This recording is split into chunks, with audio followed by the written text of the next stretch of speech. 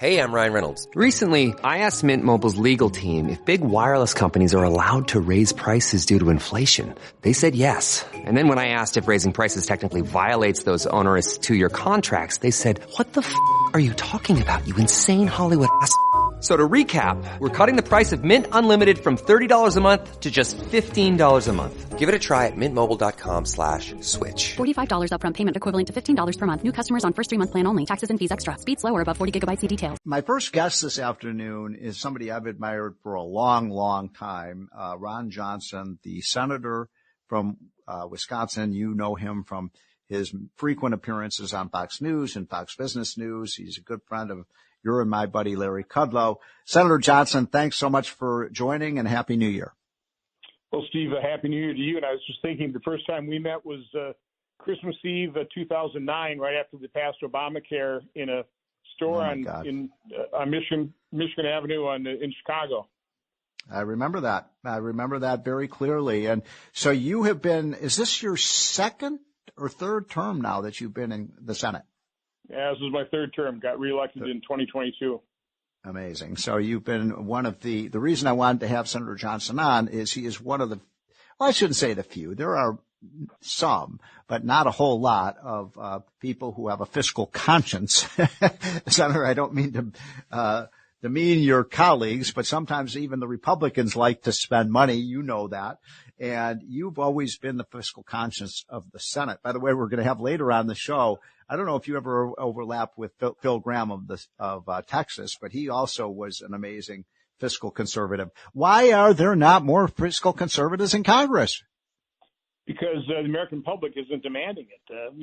Most Americans kind of like getting free money from the federal government. And that's very unfortunate. The other thing we obviously share is our desire to simplify the tax code, which I think set this interview up. You wrote an excellent column in the Wall Street Journal with Steve Forbes, and I know Phil Gramm writes some excellent columns as well. So we follow each other on the Wall Street Journal, but your column with Steve Forbes is, again, what hopefully we can get Scott Bessent and other members of the administration interested in, not only making sure we don't get a massive automatic tax increase in 2026, but while we're doing that, let's simplify and rationalize our tax code. I'm totally on board with trying to do that. Well, thank you. I mean, we've got a huge response on that piece, and I think people do want simplicity. It's a way of draining the swamp, Senator, as you know. If you make the tax code really simple and really, low rates, broad-based, but not a lot of special interest provisions, then a lot of the tax accountants, all the lobbyists would kind of go, wait, what are they going to lobby on if they can't lobby for all these special interest loopholes?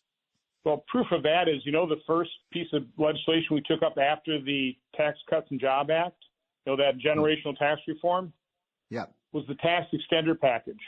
Yes. Yeah.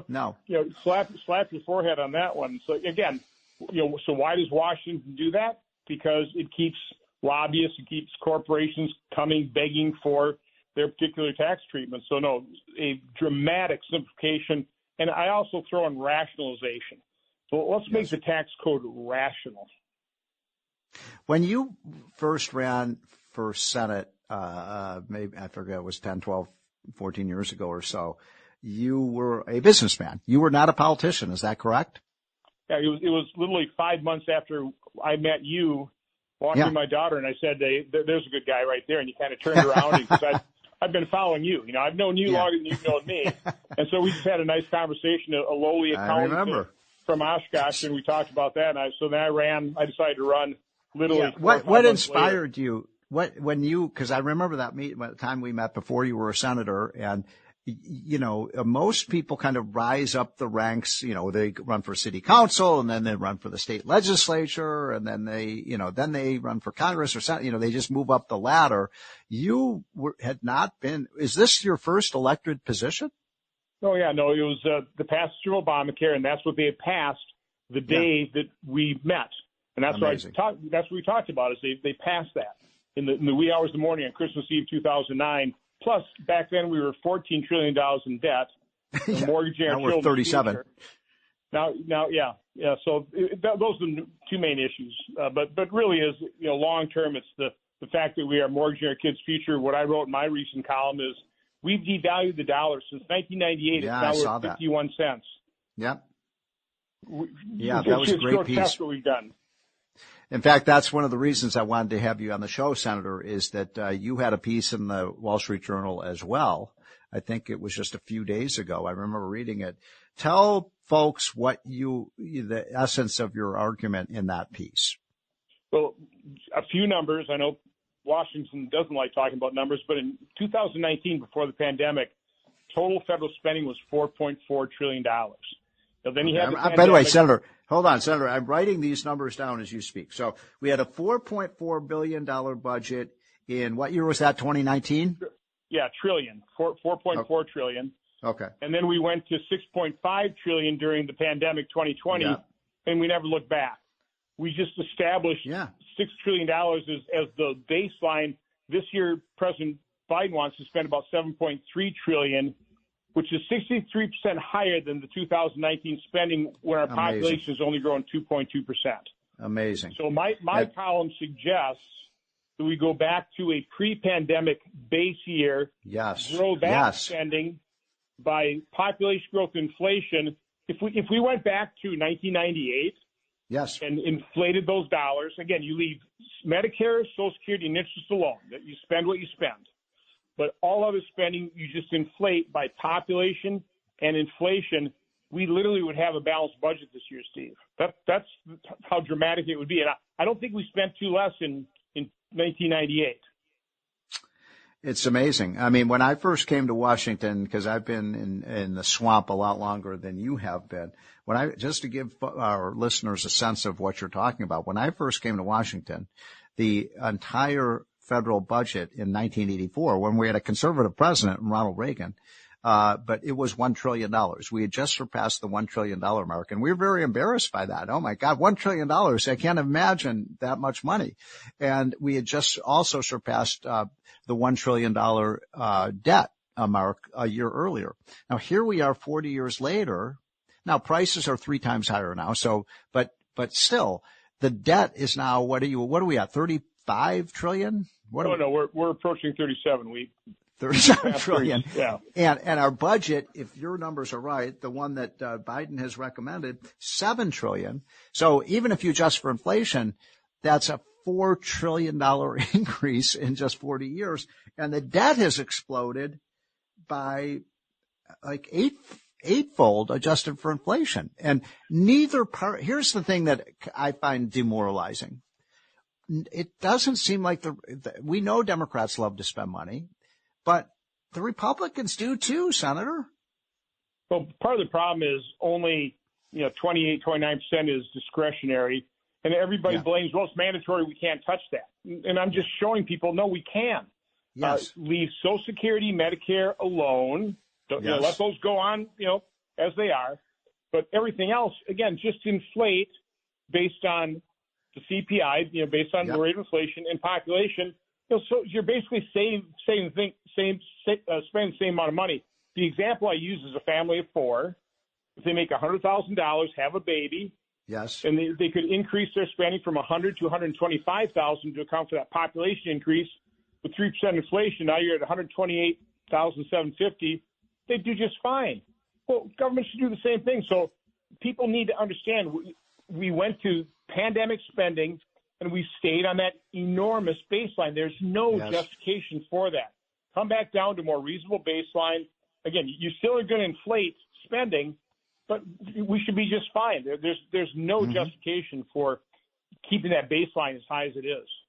So, this is what is called the ratchet effect of government. And this is something that many economic historians have been talking about, especially if they're of the libertarian mind frame, which is that every time we have a crisis in America, the budget goes up, goes back to the Revolutionary War, the Civil War, World War I, the Great Depression, World War II, the Cold War, and then COVID.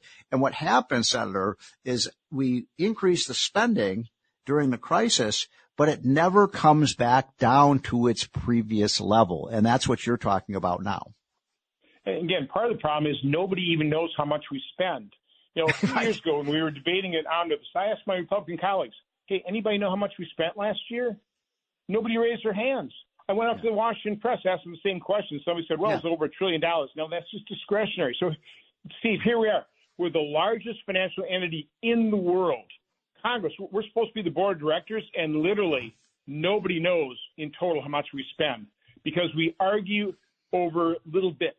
There's a $100 billion spending bill, so nobody puts the whole thing together and go, holy, but you mean we went from $4.4 trillion to $7 trillion, which, by the way, I knew when we went from hundreds of billions to trillions, it was going to be a big problem for us. Right. What's just 1 or 2 more trillion, right? So, Senator, we have about 3 minutes left, and I'm talking to Senator Ron Johnson, the Republican from Wisconsin, who is one of the few real, true blue fiscal conservatives in the United States Senate. In the last couple of minutes that we have left, could you summarize what you think then needs to be done? What do we need to get done to get this massive deficit down? I mean, with the last 12 months, we borrowed $2 trillion. So, again, pick your year, 1998, 2014, 2019, inflate those spending numbers, and then use those in our budget process. We're going to have to pass at least one, if not 2 budgets. We'll set the caps. Now, budget reconciliation can only be used on mandatory spending, but we literally have $1.3 trillion of other mandatory spending, not Social Security, Medicare, or even Medicaid. That's been the trick. They've taken discretionary spending, moved into mandatory, so they open up big holes in mandatory. So look at the entire budget, use those numbers, get President Trump to embrace that rather than try and get rid of the debt limit. Say we don't have to increase the debt limit. We'll just balance the budget based on 1998 spending as a baseline, inflated for population inflation. It's simple to do, and again, it's hard to justify not doing it.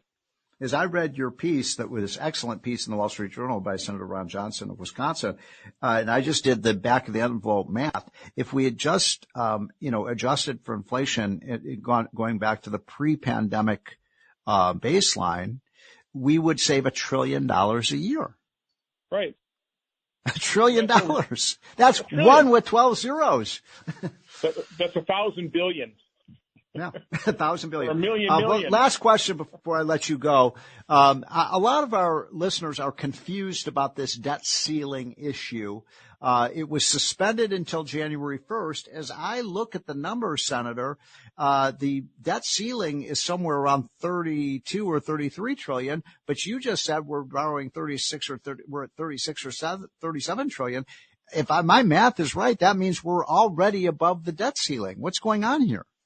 Well, Kevin McCarthy, even though the House Freedom Caucus literally came up with a bill to increase the debt ceiling by $1.5 trillion, McCarthy took that bill and rather than negotiate for $1.5 trillion, he just suspended it, which McConnell's done in negotiations as well. Yeah. So, no, we've got big spenders in both parties, so they just suspended it. So, no, it comes roaring back, and now President Trump just wants to do away with it. I'm sorry, I'm a big supporter of President Trump and what he's done. I part company with him here. Debt ceiling is about the only discipline, the only control we have over out of control spending. Absolutely. I could not agree more with you, Senator. I mean, this idea that we're just going to get rid of the debt ceiling, it's like I used an analogy, when I was kids, we used to, when we were 15, 16 years old, my parents had a little liquor cabinet.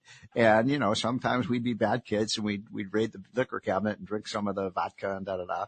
And, my parents finally figured out what we were doing, so they put a lock on the on the liquor cabinet door. What you're saying is we don't need a lock on the liquor cabinet. And not you, but a lot of even some Republicans saying, let's get rid of the debt ceiling. And I say no. No, we have to maintain that. Again, the best way to handle it, so it's not a problem, is don't exceed it. Yeah. Pretty simple. Balance the budget. And again, I'm showing it's entirely possible to do that because even though we cut taxes, revenue continues to increase. This year we'll get about $5.5 trillion worth of revenue. It's up. We vastly exceeded what the CBO projected for the Tax Cuts and Job Act. So it's entirely doable, eminently reasonable. Well, Senator, thank you so much for joining us. That's Eden Memorial Chapels understands Jewish funerals can take many forms. Some are Orthodox, while others are more conservative or of a Reformed nature. There's no one better. With services close to all New York and New Jersey cemeteries, Eden Memorial Chapels offer fair and balanced pricing and can provide easy transfer of you and your loved ones to Israel. While you're grieving, they're here to take care of all the details so that you deal with less bureaucracy and have more peace of mind. Go to EdenMemorial.com. That's EdenMemorial.com.